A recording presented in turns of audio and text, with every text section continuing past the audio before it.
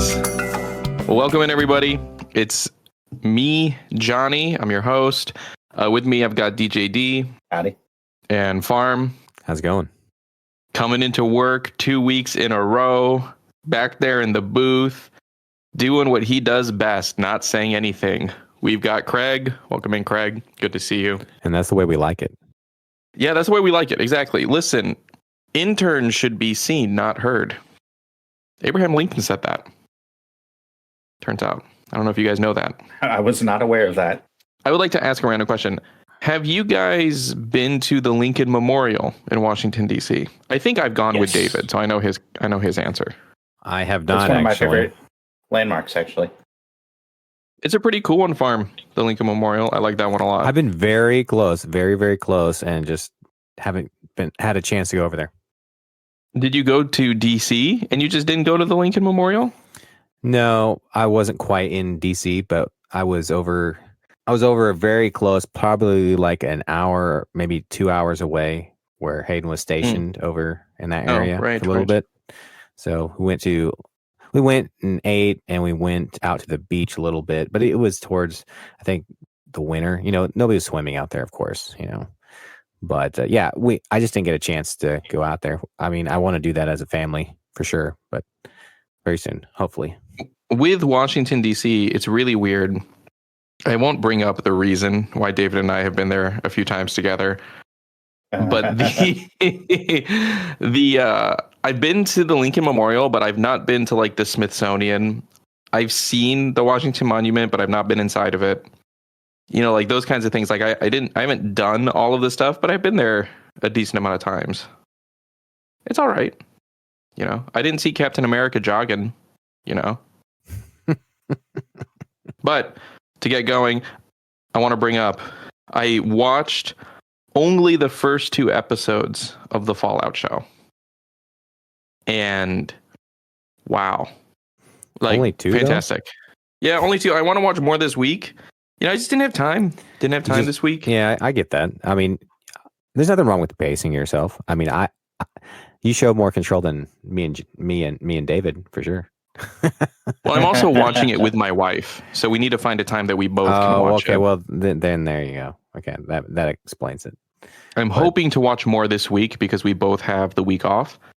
And man, weren't we right though? I mean, come on. Episode 1 even fantastic, and they have such good hooks. Like David said, you get hooked in episode 1 like pretty quickly. Here's what he didn't say, and I'll say it without spoilers. The hook is like one well-written line that you're like, wait, what? And it happens again in episode 2, like right toward the end. Someone says something, and you're just like, but wait, how does he know that? What does that mean? Da da da. And it fantastic. Boom. Yeah. Yeah. It wasn't enough for me to download Fallout 76 or Fallout 4 again. I got close to finishing Fallout 4, but I never fully went through with it. But it did get me to download Fallout Shelter on my phone again. And I've been overseeing Vault 684. Have you guys played this? I played it very, very little, but it did look like a game that I would like if I had time, so to speak. I don't know how I feel about the game, because I feel like it wants like a little too much attention for like the kind of game, right? Because it's a game that you build rooms and stuff, and then you have to wait a certain amount of time for them to produce stuff, right? So it's clearly like you're supposed to set it and leave it, set stuff and come back kind of a deal. And it wants like a little too much attention, in my opinion, for that kind of game. But like it also doesn't give you enough to do that you like really sit down and play it. But I also don't play a lot of mobile games. So I don't know. Like there was a time that you guys were all playing some Marvel mobile game. Do you know what I'm talking about, D? I don't know. Maybe Marvel Snap, which is a great game that I have not gotten back to. What? It's not something I've actually played, but I know David was playing it quite a bit. Farm, do you play games on your phone? I used to way more, but I think I don't know. When I had the Windows Phone, kind of going back to that, I actually played more because maybe it was the whole achievement thing, and I was grinding achievements. And I'm like, hey, I can get achievements while I'm working. I know bad reasons, but hopefully your bad boss choices. Doesn't listen to this podcast. And it was during breaks. Okay, give me a break. So I'd go through and find these games that actually had achievements, and I would do them. And but since then, I actually have worked from home, I've done it less. It's weird. You think, oh, I'll be home, I'll have more time to do stuff on my phone. No, I don't do it on my phone. That makes sense because you could just play a console game. Yeah. Or a cloud game. That's it. Boo, Yeah. cloud gaming. Ugh. Well, I bring it up because I've never been one that's super into mobile gaming. We talked about my battery anxiety on the podcast, but like playing this game now, so I'm playing it right now, just getting stuff. Like there's nothing to do, and on one hand, I know you can get it on Xbox, right? It's on the Xbox Game Store, right? I believe so, yeah. I think it might even be on Game Pass when it comes down to it. Is it on Steam? Let's look. Look. Who would play this game on a console? You know what I mean? Like, it's just such a weird. Games are so interesting of that, like, where you're just like putting people in rooms and then you have to wait like 5 minutes for them to generate food or power or something like that. Like, it's a really weird game to play like that. Anyway, I mean, maybe I don't know if I'm going to keep playing it. Like Elite Dangerous or something, like, yeah. And you're just waiting for two different games. Yeah, exactly. I don't know if I'm going to keep playing it, but maybe. Yeah, I could definitely see it paired like with something like Dave was saying, but I couldn't see it like it doesn't translate. I feel like to a console game that well, and I would say, like Halo, Spartan, Striker, or Assault when they were back on the phone, it's kind of like the opposite effect. I'd rather play it on console than the phone because it was just like a little clunky on the phone. Fallout Shelter is on Steam. Interesting. So point and click then, right? So weird. Well, and there's like some drag stuff, and they have this new thing. They have like these missions where you can send people out, and then like you like drag them into each room, and they fight, and you can like they have like a slightly more interactive part of it, but it's I don't know. There's probably that one or maybe 2 or 3% that they're really liking that they did that. And there was a couple games like that I felt, oh, you know what? It's cool that I can actually do this. So it's for those people, I guess. It's the only thing I can say. I feel like I haven't been into mobile gaming since like the era of like the original Angry Birds and stuff. That was like peak phone game. And now it's all just like lots of ads and crazy. Is it like, are those games even still on the App Store? I mean, I know David they're on the Apple Store because Apple has that like you can play games ad free as part of like their subscription service. Oh, there's Angry Birds 2. It's free. Great. That means that there's going to be ads. What's really interesting about Angry Birds, and I did a search, I don't know, probably a couple years back, but they like, you can tell like they used to have a bunch of other things on, and then they've kind of like removed this, then added this, and you can't tell, from like your current standpoint, what has been removed and what has been added. But there's definitely been some like swapping back and forth to keep things relevant. They add this, they had a whole Star Wars thing. I don't know if that's even on here anymore, but there used to be a whole Angry Birds Star Wars. I mean, they made movies. Did anyone see the Angry Birds movies? I saw the first one. Yes, actually. Yeah, I saw the first two, I think. Or maybe the first and third. You guys watch these movies? I watched the first one. Yeah. One of them was really good, and I can't remember which one, but like I actually really enjoyed it. It's probably the first one. That's kind of like the rule of thumb. First like good, one of the newer ones, I think. Oh, you're talking about the actual game? No, like the movie. I think like there was some kind of like ice thing or something, and I don't know. I really liked it. I don't know why. Yeah. I think there are two. Clever. There are two Angry Birds movies, but Rooster Teeth back in the day made like a short where it was a parody trailer, of like an Angry Birds movie. And the fact that they really made an Angry Birds movie just really blew me away. Right? Like I was just like, are you serious? I think I just didn't watch it on principle, which is funny because I watched like the Lego movie, right? And I was like super pumped about that. But have you tried the Angry Birds Transformer one? What? It's what? Pretty legit. So it must be licensing, so they swapped out some of the other ones. But yeah, right now there's Angry Birds Transformers, and yeah, it's pretty cool. Again, I don't play a lot on my phone, but I would give it a go. Well, and I even have an iPhone 13 mini. So like I have technically one of the problems with the smaller phones is the battery life is shorter. It's like rated to be a couple hours shorter battery life than like the regular size one. But I love the size of it. So I was like, that's fine. So I shouldn't really be playing games on here anyway. But I don't know. You know one game that I always install on my phone? And this is kind of like the staple. Like if I have a game on my phone, I always install Mario Run as like my first game. Really? It's just a good, solid game. Yeah. I played it a little bit and I didn't keep going with it. No, it's just something for like, I'll throw it on as Mario, but also my kids really like it. So it's like, it's kind of like in that in between time. If you're like at the waiting at the doctor's office, or you're going to a ball game or something like that. He's like they want to play something, or you want to just kill some time. I just pop it on, do a little thing, do my Mario thing, get my fix, and then I'm done. It's not like I consistently go back to it. It's just like fills the time when I need it, and that's it. Well, here you go, Fruit Ninja. There's a blast from the past, right, Fruit Ninja? Well, one of the ones that David and I talked about was there was this game on the App Store called Infinity Blade, I think is what it was called. Yes. Yeah. And it was made by fantastic game, by the way.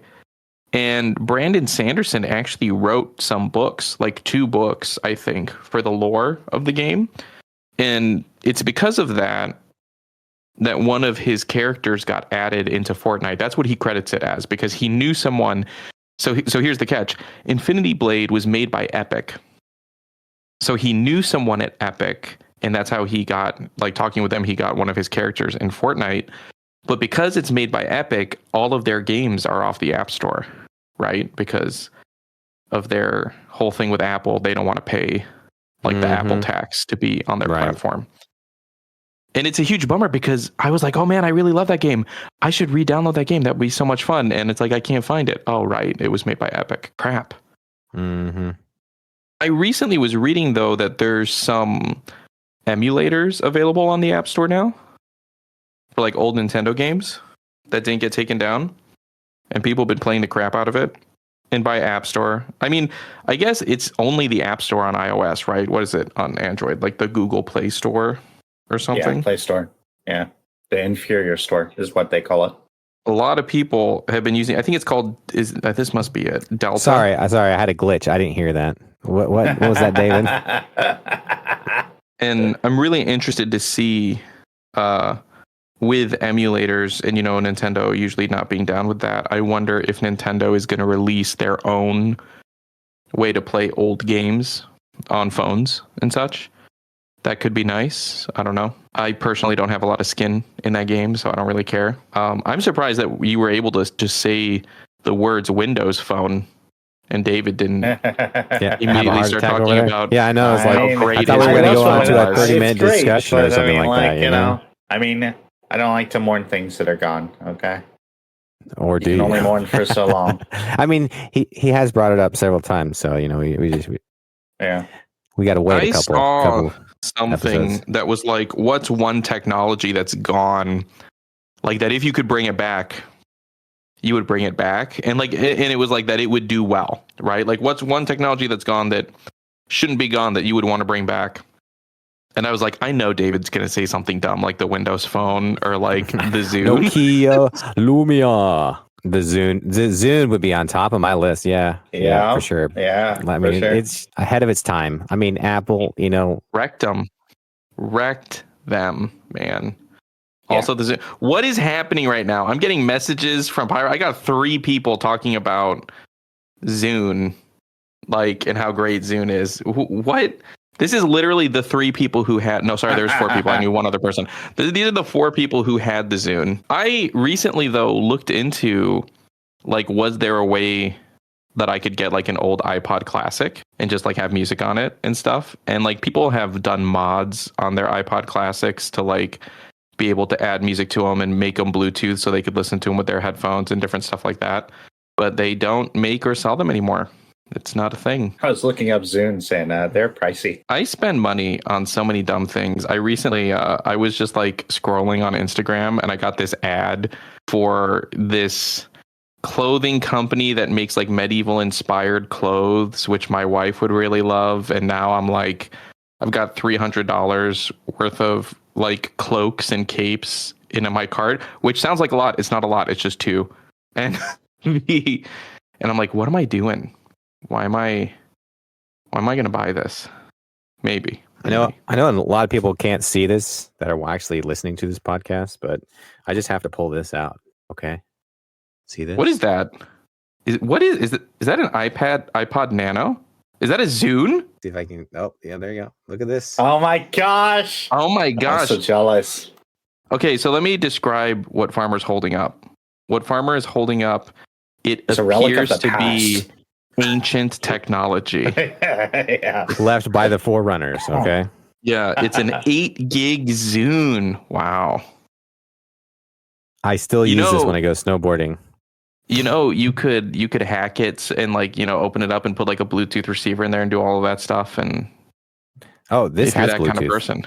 It has Bluetooth. What? Zune had Bluetooth. Yeah. What? I want to say it was like Bluetooth protocol like 2, maybe. Like it wasn't great, old. But yeah. You could also connect to, you could connect to the internet for whatever reason. Not many reasons, but there was. You could go to the Zune store, basically. You still you don't just use your phone when you're snowboarding? No, because see, this thing's so small. I just like strap it on my arm, or I put it in my pocket, and I don't like my phone. Or he cuts open his skin and he puts it inside it. Okay, there's this, and then there's this. Like, which one do you think I want to lug around all day when I'm snowboarding?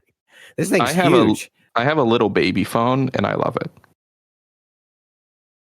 To purchase the Zune that I last purchased September 22nd, 2010, I would have to pay $400. Oof. Which retro technology, coming in hot. Yeah, but you know what though? So people are really into vinyl, right? Yeah, vinyl's really come back. Love vinyl. Vinyl's really come back. All of the stupid audiophiles that are like, oh, it just sounds better on vinyl. No, it doesn't. Vinyl is a lossy format. People are like, oh, you get lost in digital. You get lost in vinyl too. Every time you play it, you get lost. Like, it's just so ridiculous. But people are into it. You know what? Maybe 20 years from now, people are going to be like, I only listen to that in MP3 off of my Zune. Yeah, not just any MP3, but it was a Zune MP3. Or it was special. I had an Apple MP3, or like Pyro, the Sony Walkman MP3. The Sony Walkman, yeah. Yeah, before we get away from music real quick, I do want to say that this week I did something kind of crazy. I made something for David called Dejaded using you heard it, Johnny, right? You heard it? I did. I loved it. Yeah. I think everybody on the internet has heard it by now. Yeah, it might be going viral. I don't know, but it's going off of We Like to Party, but off the Jebaited thing that somebody else did. I have no idea who did it, but as soon as I heard that way back, 2 years ago, I've been like, I've got to do this for David because it just makes so much sense. Whenever he's playing games and he just goes ham and goes crazy with his Tesla tower. I'm just saying. So, man, if you want to listen to that, maybe I'll throw a link in there. I don't know. Maybe somebody can throw a link, but yeah, it's great. It's great. I love it. And it's going to be a sound alert for any of my streams or whatever from now on, And I want to clarify really quick. It's fantastic. It's a fantastic track. So I got something today. Oh, go ahead. Is this the thing that you couldn't remember? No. This isn't the thing that David couldn't remember, Anyways, no, this is something else that, y'all can't see out there, but you can try to hear it. That's cool. I got a mask. It's a Majora's Mask. Is that Majora's Mask? I don't actually know. Yep, Majora's Mask. Perler beads. I'm so excited. I never played Majora's Mask. Man, you got to. It's so good. So I'm not about the stress of the timer. You know what I mean? I'm not about that. When I first played it, it felt very stressful. I was also a lot younger when I was doing it, but the more I play that game, it grows on you. I feel like I like it more and more each time I play Majora's Mask. Where Ocarina of Time, I always was like, oh man, this is great. Majora's Mask was like, this is just okay. I also felt like, they just used a lot of the same characters, from Ocarina of Time. There was some of that, during that time period where they're just like, we'll just repurpose this and that. You could really see that from the developers there. But the more I play the game, the more it's like, wow, there is something special about this game. And I really do love the game. It's great. And I'm so excited to have this on the wall. Are you into Zelda games? I liked Legend of Zelda on Super Nintendo. Well, I was gonna say, so for me, the first Zelda game I got into was actually Link's Awakening on the Game Boy. Right? Oh, sure. That was a good one too. Yeah. I played all of the Zelda games on the Game Boy. I didn't end up getting to Majora's Mask or Ocarina of Time until I was older. And I'm controversial opinion, I didn't particularly love either of them. So Ocarina of Time, didn't really love it. It was just okay, I thought. Like, people loved that. Yeah, I wasn't so into it.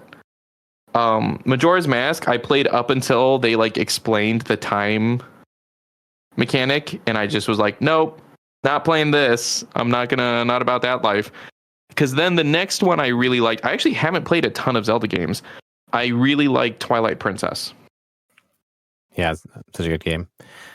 Such a good game. That's a game that I bought the game, but I didn't have the Wii, so I actually had it at my grandparents. So I never got a real chance to actually play it all the way through. So that's always bummed me to this day.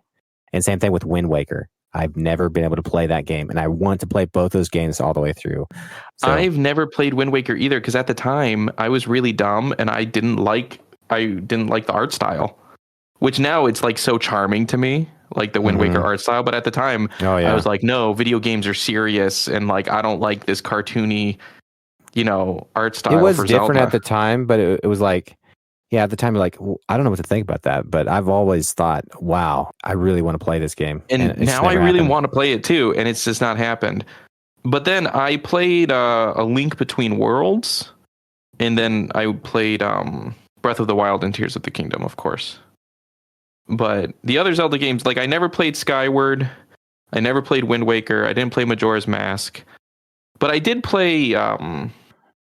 One interesting thing about Skyward Sword, which I didn't realize until I got it and played it a little bit on the Switch, is that it is very much the predecessor of some of the mechanics that come into Breath of the Wild. I didn't realize that at all until I played it. I'm like, okay, wow, actually, I didn't realize a lot of this. Well, at least some of this idea was, transposed over to, Breath of the Wild. But of course, they fleshed it out and made it way better. But yeah, that really makes sense though, because I played Anthem, may it rest in peace, and I went back and played Mass Effect Andromeda, and I could really see, oh wow, a lot of the gameplay mechanics in Anthem they did in Mass Effect Andromeda, and clearly they were messing with it and tuning it up, and they brought those same mechanics into Anthem of combining special moves and stuff to. What was it? Because it was it's not just shooting, but you can do specific abilities and then combining there are primer abilities and then explosion abilities and stuff. They did that in Mass Effect Andromeda as well. And at the time, I didn't realize that that was a whole thing they were kind of prepping you for. But I really got into Link's Awakening. There were these Game Boy Color games, Hero of Ages and Hero of Seasons. And they were both like Pokemon games in that they were different stories, but you could kind of link across them. and the story could be connected and such. I really got into those games. Yeah.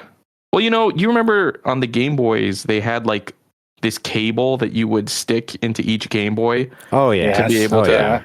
Yeah, we had to use that. The whole Mario Racer, playing Mario Kart, you had to like connect the cables and everything to make it work, and then just stand next to each other because for some reason the cable's only like that long.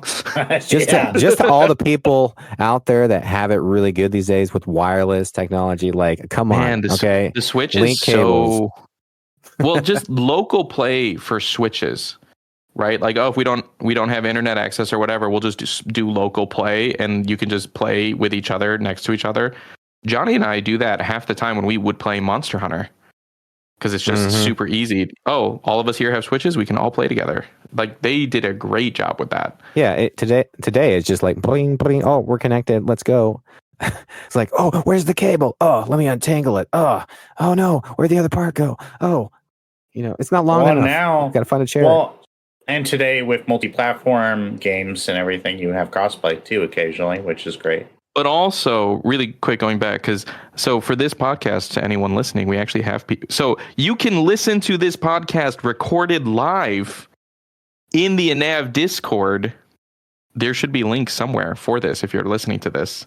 And you can listen to us record it live, and we actually have people here listening. Usually we don't have people listening. Usually what is my favorite is someone pops in while we are talking, and then they leave immediately. That's my personal favorite. Is like people coming in, and then it's like, should we acknowledge that they're here? We're just going to keep going, and they leave. And there's been some good comments here, and yeah, I'll pop it and leave. No, don't worry about it. Don't worry. It's fine. But one of the things brought up is that Ocarina of Time set the tone for like the open world 3D Zelda games. But when you haven't, they click the notification on the phone and leave. That would make sense. But when you go to the one that set the tone, or like the original, after you've seen things that are like iterative on that original, they don't necessarily seem that great, right? Like I watched Blade Runner, which is like every sci-fi movie dealing with robots cites Blade Runner as like this huge influence on them, right? Especially if like the robots are human in any way. And rewatching the original Blade Runner, not that great. Like it's really it's okay. It's not that great. But I loved the reimagined Battlestar Galactica, right? Which is very much built on the back of Blade Runner. Or like if you go back and read Lord of the Rings, you can be like, yeah, it's a little bit slow. That's a hot take. Well, but like I want to say I love Lord of the Rings, but like I think people don't realize that it's like without Lord of the Rings, like modern fantasy wouldn't exist, right? And so like you couldn't be like, oh, I didn't love Lord of the Rings, but like it was necessary. Sure. That being said, I didn't love Ocarina of Time, but I do recognize that it was an important game, especially for The Legend of Zelda. Which it's just still, not that fun. It doesn't make sense to me, and the only thing I can think is that you got lost and you didn't have patience. I didn't play it as like a little kid who just had a ton of time to figure stuff out. Nah. Right. See, a lot of people who do play it when they're older are like, okay, where do I go? Because after I think what was mid 2000s, everything started being geared towards like these nav points. Everything's like driven in this way. Okay, you got to follow the nav point. And that kind of gameplay kind of takes control of you, whether you realize it or not. And when you go back to the older games like that, then you're like, what do I do? How do I play a game like this? No direction. Yeah, no direction at all, and you have to figure it out for yourself. You're like, I don't know what to do. I can't play this. I played Ocarina of Time when I was still living in America, when I worked for an airline, and I remember it took me so long to figure out to use like that fire move that you found to light all of those lamps to open that door, because they don't tell you anything. And then you don't even have to get that fire move. Like you just kind of get it. If I remember, like I just kind of got it. and like they just didn't make a to do about it at all. Yeah, and I that was just game's like, I really have no idea big how to do about this. these little points of like you just have to keep exploring, and you slowly put the pieces together. And no, let's be then real. What that game was about was they also released a strat. Do you remember when they had guides, like a book that you would buy? Yeah. And they were like, we're not going to help these kids out at all, and we're going to charge $20 for this book. Yeah, I mean, I guess I could definitely see that. I mean, honestly, from a developer standpoint, if that's what they were pushing out there, I could see that too. But I love the game personally, and I never used a guidebook. Just throwing that out there. I really clearly remember playing. I don't remember which game it was, and I bought a guidebook for it, and I got stuck. And then I'm like, okay, I'll check the guidebook. And then like the guidebook told me, oh, this is how you beat it, and I couldn't do it anyway because the guidebook literally was like, get good. Like, oh, you have to do this. And it's just like, oh, I can't do that either. So I guess I just got to get good at this game. Whenever we talk about getting good, I always think about Destiny, you know? Yeah, exactly. Yeah. Every single dungeon that we did in Destiny 2 was like, oh, we just need to get better. Okay. All right. That's easy enough. Oh. Well, no. So Farmer, David, and I, for those who love Destiny, we're not playing Destiny right now. But we've done every dungeon blind, the three of us, like first time blind going through. And usually we're like, we need to get good. And then it turns out that there's like a whole mechanic of the dungeon that makes it easier that we just didn't do. And so it wasn't that we needed to get good. It was that we needed to relearn it the next time because like, oh, there's something obvious here. But of course we don't pay attention to that because why would we?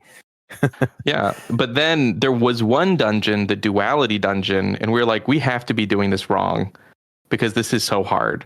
And then it turned out after we finally beat it that we were doing it right. We just needed to get good.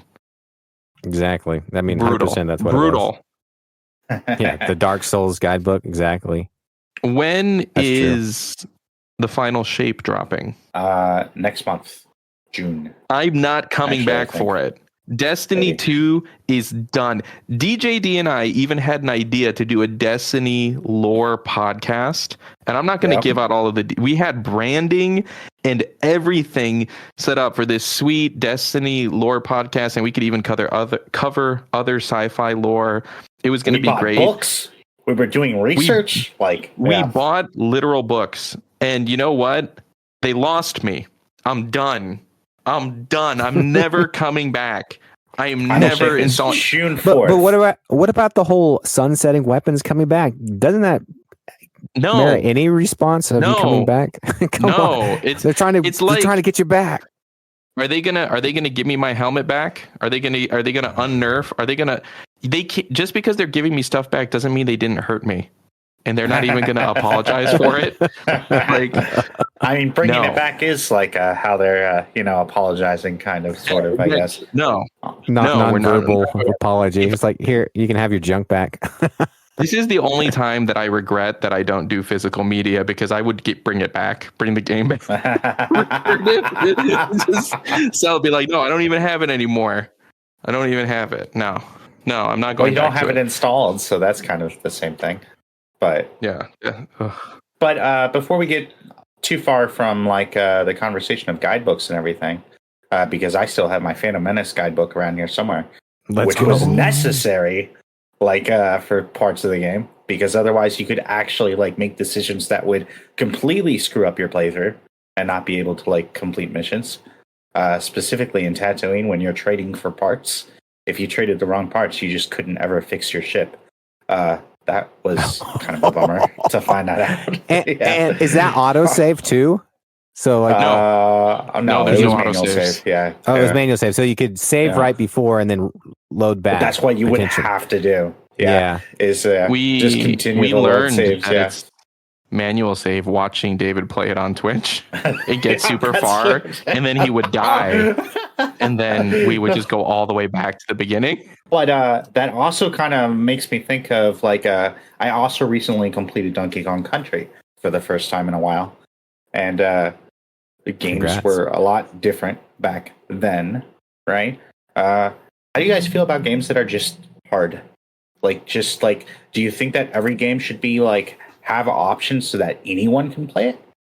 Or like, do you think that like games should just like be kind of like preserve their original vision in terms of like their difficulty or whatever mechanics they have or whatnot? You can go first. You know how I like to play games, and I'm usually like, okay, if we're playing Halo, we're playing it on the hardest level first. So I personally think there needs to be I think some games should be designed for those looking for that thrill, that legendary, like, so to speak, playthrough. And I think it's not necessarily about completing it on those games. It's more about the journey of like, how did you achieve that did you beat that one boss, or did you get to that next level? I think it is kind of about kind of growing as a gamer, and not everybody needs. I don't know. That's in my opinion. I feel like there needs to be games that are hard. I like games that are hard, and if you don't like playing games that are hard, that's okay. You can watch them. Somebody else play it. So, and that's the cool thing about like kind of Twitch, if it's a game that you don't like and it's a hard game and you don't want to put the time into it, getting better at the mechanics, or maybe you'll never achieve that. That's okay. There's plenty of other games to play out there for everybody. And that's the cool thing about, gaming in general. There's really a game for everybody. And we've kind of talked about that before, D, about, just like there's a vast number of games. Sure. But yeah. I do get the perspective, though. If it's a really good story, though, that does need to be shared. So I'm kind of torn with that, but I really do lean that I do like hard games, and I want there to be hard games out there. So here's my question, because the thing that always comes to mind for me is Dark Souls, right?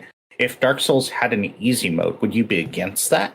No, I would. Yes, I would be against it, and the reason is because all the really, it would be all these people like on the first day going through the easy mode and like ruining it for all the people trying to do it the right way.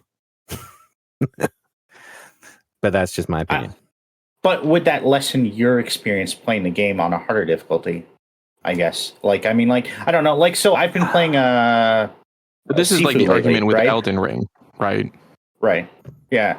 I've been playing Sifu lately, and there's no real there's some difficulty settings, but ultimately that's still a difficult game, even on the easiest setting or whatever. But it's a really cool system of combat and everything, and I love the mechanics. It's just going to be a very difficult game for me to beat, right? I'm kind of okay with that because I don't think it's unbeatable for me. I think that some games approach unbeatable for me. I think it very unlikely that I ever beat Elden Ring. Not because I can't do it, but just because that would take a ton of time and investment in getting good at it. And I just don't necessarily have the capacity for that. But it would be really cool to experience that game. But I just won't, So I guess where I kind of land with that is, I get your point. The problem would be is if there is an easier option. I think, generally speaking, even those people who would normally play it on a more difficult level would tend not to experience it at that level. So then you're not experiencing the vision of what the developer is trying to necessarily do with that game. And that would be the thing. How often would it be like, oh, you could play on the hardest level, or here's an easier one? How would that change? You would, I think most people would be like, let's just play it this way now. And they would swap, instead of when it's just flat rate across the top. Everybody has to play it on this level. Then you have to experience it across the board the same in a way, and experience it the way that game was designed. And it is what it is, I guess, when it comes down to it. You either like it or you don't. But that's kind of where I land with it. Do you think Halo is a lesser experience for having multiple difficulty levels? Or do you think that, because of the way that it was designed with that in mind from the get-go, potentially, at least, we're kind of mind reading a little bit, but that's still a well, no, they used to say that experience, right? They used to say that heroic was how Halo is meant to be played. Right. Well, so there's two levels easier, then there's heroic, and then there's legendary. Difficulty as Yeah, that's really hard for me too because Halo is just like a different game compared to like say Souls. But I mean, I love the variants in Halo, so I don't know. Maybe I'm just not being consistent here, but I love playing Lasso. I love playing Legendary. I love playing it on normal playthrough, just blazing through the guys in Halo. So, well, like I think that it's totally fine to say, like for instance, and this would be my personal position, would be that like it's totally fine to say that it's a case by case kind of like a approach to it. When it comes down to it, like I think part of the whole point of Dark Souls design is that it is difficult, right? Whereas Halo doesn't necessarily like integrate that into its core design, the difficultiness of it. And it's not a part of like the marketing or like the atmosphere or whatever else, you know? Like it's just something that I've been thinking about a little bit lately with like certain games that like I know that I'll never be able to beat without like investing more time and energy than I have, especially as I get older and have less of those things. Well, and that's the way they kind of designed Souls in a way. If you've ever played a Souls game, is like you are expected to fail many times, you know, to kind of keep leveling and getting better and learn the mechanics. And a lot of times in that game, it's not about having the stats so much as it is learning those mechanics. As soon as you learn the mechanics, it's not that hard. It's really not. It's all about the know-how and Spoken like a Souls player. time. It's not that hard if you just get good at the game and figure it out. It's too. so true. I did it on stream and everybody's a witness to it. I struggled so hard with the bell tower gargoyle. So long I was up there. And then one day, I just got good. Someone in the audience brought this up, and I think it's a very valid point. Well, actually, I have a question about it. He said, I'm all for releasing an easy mode a few months after the original game comes out. And Farm, you made a comment too, that people will just play the easy mode and then ruin the game for everyone else. What does that mean? Because I don't actually get it. Like, why does the easy mode have to come later, not like on day one? Well, as far as the story goes, I feel like people will be just like, oh, you know, let's ruin everything for everybody. Like if it could be collecting or these secret rooms, they're going to be going to all these areas that should be locked. I mean, but isn't the due diligence on the people to just not? This is the internet. Like the due diligence of like if you don't want spoilers for the game, you just avoid looking up that kind of stuff because that. You know? There is some of that, but I just feel like there is. If you're at a restaurant and someone's talking about a movie that you're going to see tomorrow, you just turn around and tell them to shut up. There's just that lingering thing in the back of your head. I feel like, you know, if I could save time, I'm going to do the easy route, and maybe that's what it is. I just would rather not have that temptation, maybe. But I guess because my question is, aren't Souls type games not necessarily heavy story games though? It's not. Yeah, not so much. Yeah, as far as story, but there's so much into that game. If you get behind certain levels way quicker than you should, then yeah, you're just kind of exploiting the game at that point. And you can spoil things other than story too, like even just like how to do things or whatever. And also as someone who's been spoiled on Jedi Fallen Order. Like right after it came out, even though I was actively trying to avoid spoilers, or spoiled on Suicide Squad. Fallen Order. I did not get spoiled on Survivor somehow. But like also getting spoiled on Suicide Squad, like as I'm playing it, you know, by having someone come in and like, you know, throw spoilers at me. It's like you can't always avoid those, especially nowadays where people like to know things first and then like take pride in that knowledge and want to share that knowledge even at the detriment of others. No, I hear you. And I hate that. Or like somebody that, you know, spoils the whole Reach thing for you. I mean, yeah. Well, we all knew they were all going to die from the very beginning of the game. That's not a spoiler. Spoiler, Gandalf survives the Hobbit because he's in The Lord of the Rings. There's also something to be said for, a little bit of a tangent. One of my favorite things about Elite Dangerous, which I now have like something like here we go, 90 something hours in. One of my favorite things about Elite Dangerous is that you know when you see somebody in that game with a certain ship or with whatever they have, that they earned it in game, right? Because they spent the time, and they might have cheesed it by like flying with a crew or whatever, but they still got it, right? They still attained it. And there's something to be said for Dark Souls, where if someone has beaten Dark Souls, you know that they did that, right? That was something that they accomplished.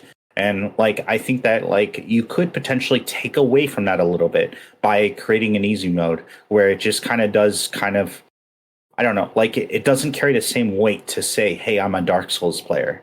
If there are like it kind easier of modes lessens for the it, you know? experience. Yeah. Yeah. Well, we And that, I keep guess, is what using I'm trying Dark to get. Souls. We keep using Dark Souls as an example, but there are other games, right? That but I guess like if there was an easy mode in Ori and the Blind Forest, would you guys feel like annoyed by that?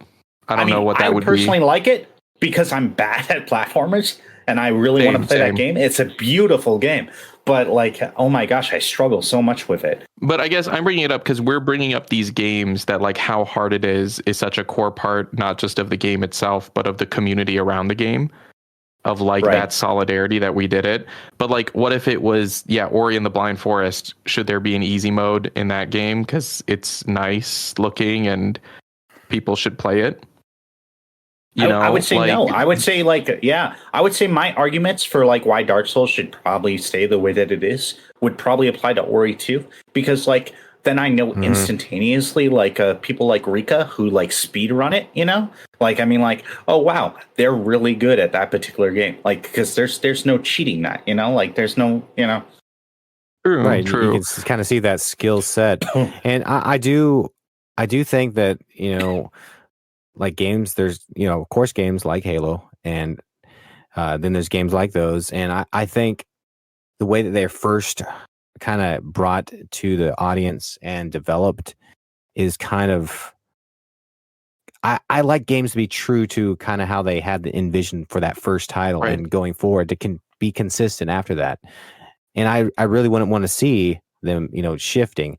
I do, again, I like the difficulty levels in Halo, and I like them for multiple reasons, because I can play with many of my, you know, different skill level of friends, you know, and it's a good time.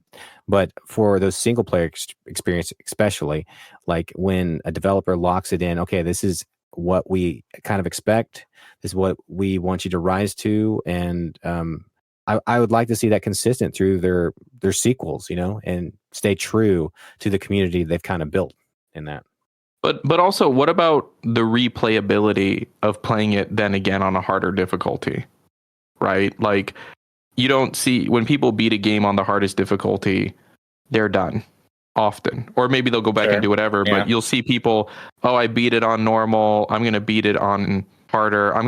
This is my brutal extreme level 11 playthrough, you know, kind of a deal. There is value to that as well, I guess. So going back to the beginning question, I would say it's fine to be adding it, because I kind of agree with Farmer though in the end of that. I think what's most important is that the game developers get to have whatever their vision is, right? So if their vision is to be like Dark Souls and be like, or like Sekiro, right? This is how hard the game is. This is the bar. It doesn't get harder or easier. This is just the game that we made. Like, good for them, right? But then also there are games like Larian games, right? Like Divinity or Baldur's Gate even, where they're like, oh, story mode that's just so easy that it's like, if you just want to experience the story and just plow through this game, this is how you're going to do that. And then like it just gets progressively harder, right? Like, okay, you want to have a harder experience, and like every choice really matters, kind of a deal. Like, I think that that's really awesome if you want people to play your game, right? Like, if you want people to play your game and like have a wider reach, I think that that's really cool and like good for you. But as far as like, I don't know, I don't think that people should be able to play how they want to play in the end. And so like for me, for example, I don't want to play any Souls games because, like David, I know I don't really have the time.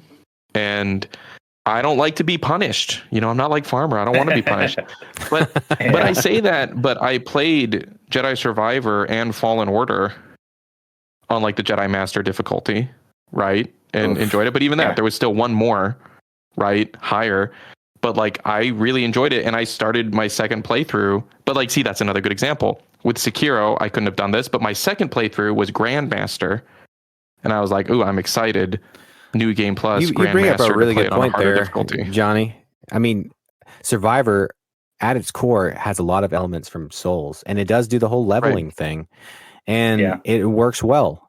And so I guess it's just.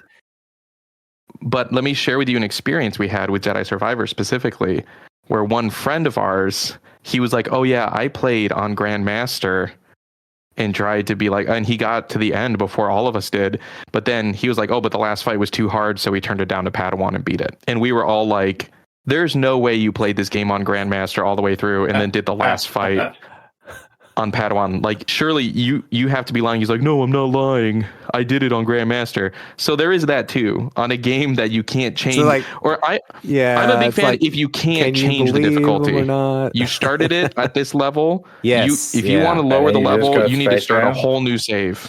That way you know across the bar that you did it or you didn't, because then there's like, oh, okay, I don't know, I can't trust this guy. Did you really do it? For real, Farm. That fast? For real. I mean, come on. He got all the way to the end and he's like, "Oh, but the end was hard, so I turned it down." And we're like, "You're telling me you played this whole game on the hardest difficulty and you turned it down for the final fight?" Which wasn't the hardest fight in the game at all. It was like maybe the third or fourth hardest. Like, that was just, that was funny. I played Sekiro and I got wrecked so hard by a grandma that I'm never going back. So just like, listen, this grandma lady, and when I say that, everyone who's played Sekiro knows who I'm talking about. That grandma lady, you know what's worse is then I found out she was totally like an optional fight. She's not even like the next main fight. She's like an optional boss fight. The optional fight stopped him from playing. And she wrecked me so hard. But you know what? It wasn't just that. It was exactly what you talked about. I worked hard and I'm learning mechanics. And I beat her phase 1. And then I was like, I'm done. It just took everything Isn't in that me the best, though? To get through. And then they're like, freaking, guess what? Phase 1, baby. Whole new health bar. And then she wrecked me even harder. And I was like, I'm done. I'm not going to play this game anymore.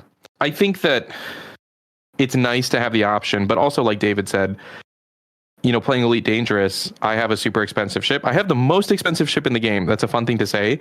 I would have loved to just pay $50 or something and be able to get more money to be able to do that. And I wasn't able to do that. I had to work hard to get it. And so like, even when you get wrecked by someone, another player or something, like you said, they earned that and there is something to it. But I mean, at the same time, it is nice for some players. I would love to play Ori and the Blind Forest, but I just can't because I'm not good. A game that does it really interestingly. I'm sure David's played it. Johnny, I don't know if you've played it or not, but Cuphead does. No, I'm not going to play that game. It's hard, but the way that they do it is like they let you kind of build up to it, so you can play like the boss easy fight, but you can't like progress, so to speak, to the next island or isle. But so you can like it's kind of like training grounds. So I love that game. It's so good.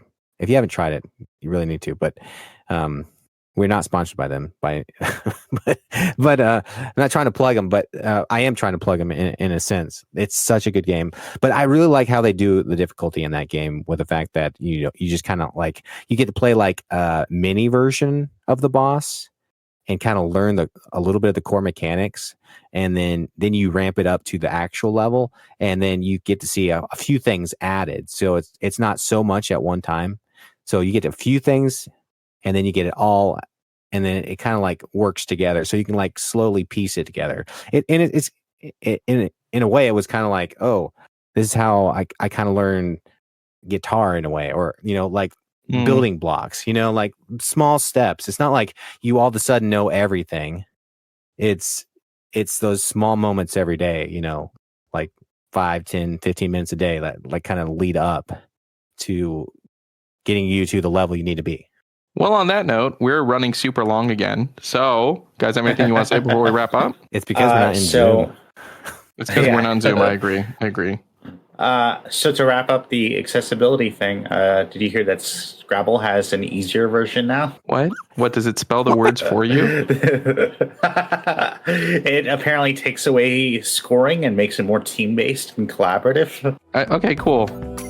Whatever. That's all I got. Make sure to leave us a like and subscribe and a good rating, and we'll see y'all later. Bye. Get out of here, Craig. You know what? We never talk in the chat. Now I have to scroll up really high to find Craig. Here he is. Bye, Craig. Get out of here.